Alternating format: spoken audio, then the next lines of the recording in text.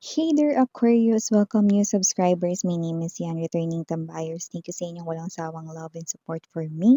At kung hindi nyo pa meron pa tayong other channel, link is down below sa ating description box. So if interested kayo, no, i-click lamang yung link na yan para mapunta kayo there. Araw-araw nag-upload tayo ng collective readings for all signs doon. At yun nga wala tayong gender dito, pakatandaan, babae, lalaki, LGBT, lahat ay welcome. Pwede rin pong i-switch yung mga roles dahil possible talaga magkapalit-palit kasi general reading ito. And at the end of the day, lahat ay may free will if you want to claim the messages and use it as your guidance or not. Cross-watchers ni Aquarius, welcome ka rin.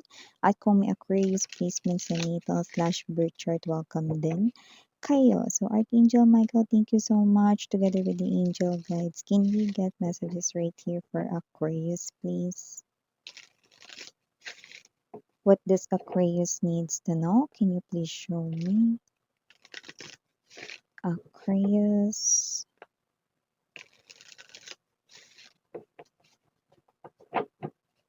Okay. So, nasalo natin. So, let us see ano to mga energies na ito for you guys. Okay. So, we have here 6 of air, 9 of fire,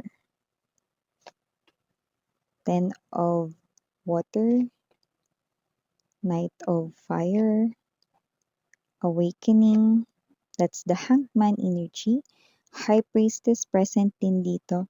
Bottom of the deck for you guys, 3 of earth, renewal, that's the judgment energy, and the queen of water.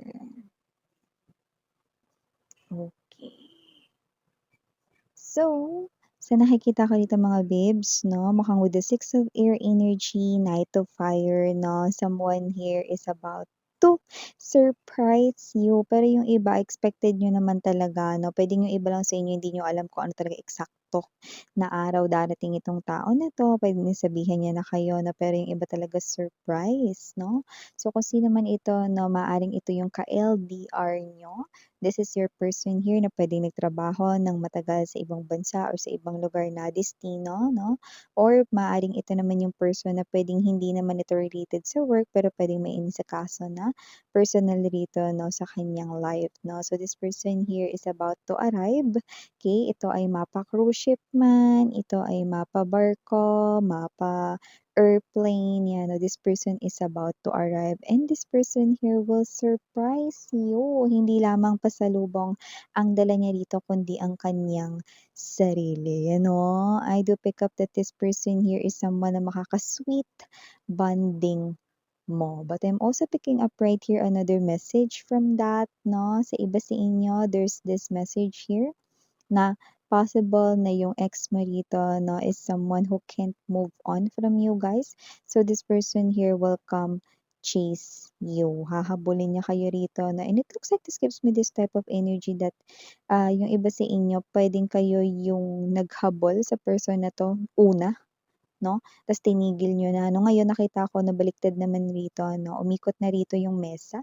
Kaya nakita ko siya naman yung maghahabol. Ulitin ko lang, ang mensaheng yun ay hindi para sa lahat, okay? So just take how this resonates, okay? Another message that we're getting here for you, Aqua. Nakuha tayo ng energy dito with the 9 of fire and there's this hangman energy.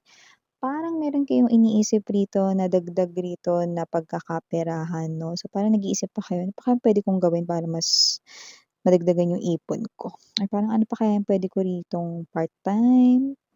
Mag-sideline kaya ako, negosyo, mini business, para dagdag kita. Especially if you are a mom, yun yung nakikita ko dito kung ikaw ay isa ng ina or isa ka ng parent, no?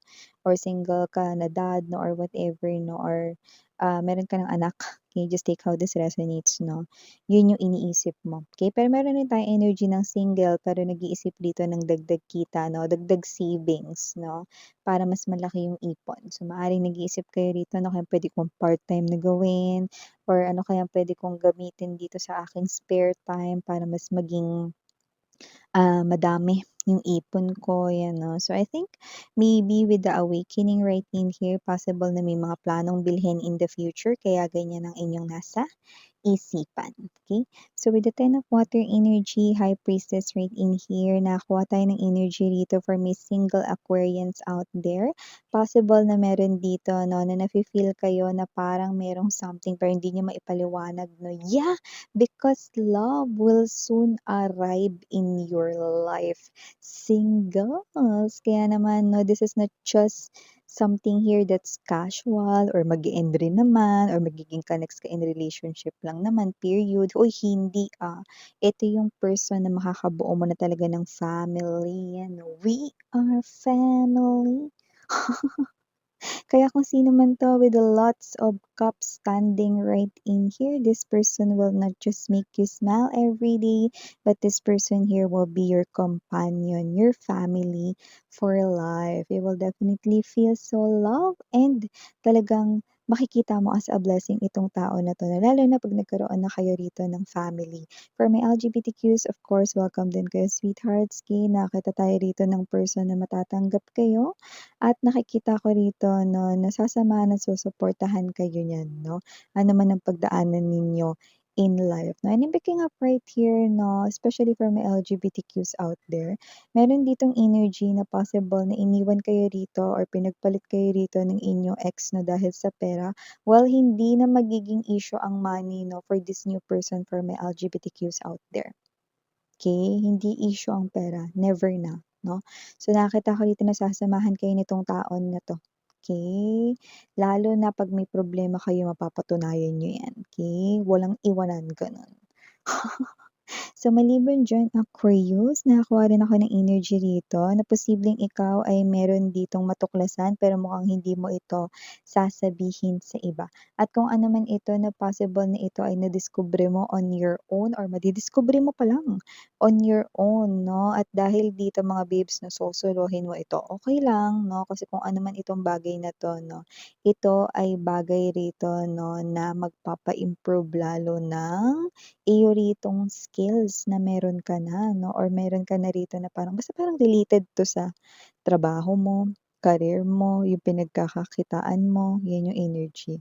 So may madi-discover ka puwedeng kunwari, shortcut pala yan 'no, baka yan ay Excel formula 'no, para mas mapabilis mo rito yung mga ginagawa mo na puwedeng na-discover or madi-discover mo pa lang yan, okey?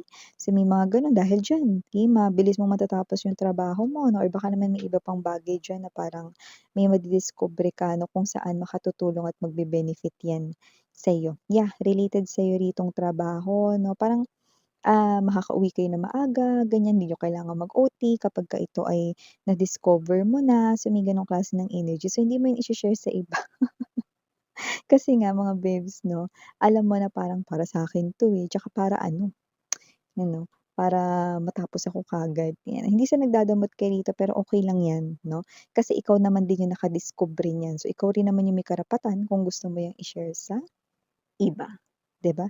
So maliban diyan Aquarius, nakakuha rin ako ng energy rito ha, na yung iba maaaring meron dito kayong matanggap na isang phone call or isang email or isa rito 'no na na message, puwedeng through social media rin 'yan, I'm picking up Viber or email, okey? At 'yan ay galing sa inyong past company na pinagtrabahuhan 'no, yung inyo ritong pinagtrabahuhan doesn't have to be na recently 'yun, puwede rin na mas luma pa doon sa mas recent mo 'no.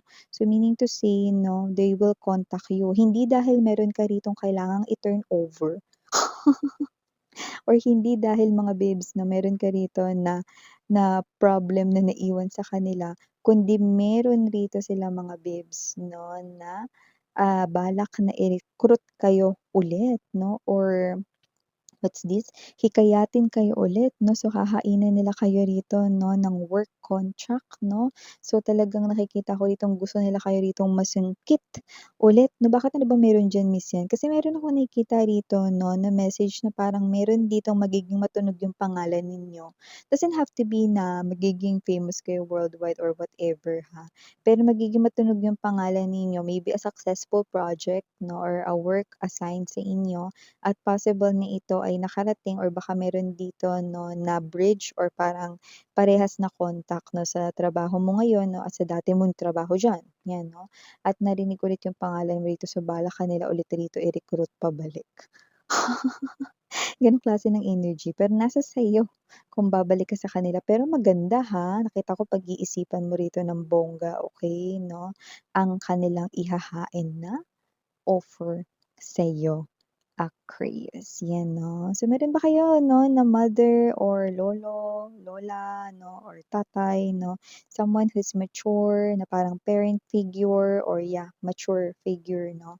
Lumalabas dito 'no na mas nagiging healthy siya, mas nakaka-recover siya, mas gumagaling siya. So kung ano man ito, puwedeng galing siya sa karamdaman at mas nagiging okey na siya. So thank God 'no. Kaya kung sino man ito 'no, na mga nakaka-resonate dito na expect fast recovery sa inyo ritong loved one na puwedeng lumalabas bilang iyong parent 'no or grandparents, 'yan 'no, someone na nakikita kong may bloodline kayo.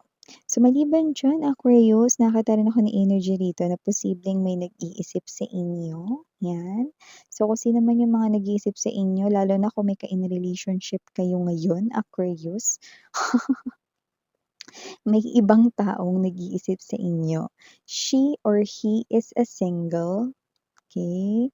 But this person here has this big crush on you, 'no? At aware siya na meron kang ka-in relationship or aware siya na taken ka na or aware siya na meron kang ibang gusto, okay? Pero mapipigilan niya bang maging crush kayo? Siyempre hindi. So kasi naman 'tong energy na ito lumalabas siya bilang secret admirer at kung sino man siya wala pa naman akong nakikita rito na aaminin niya 'yan sa inyo.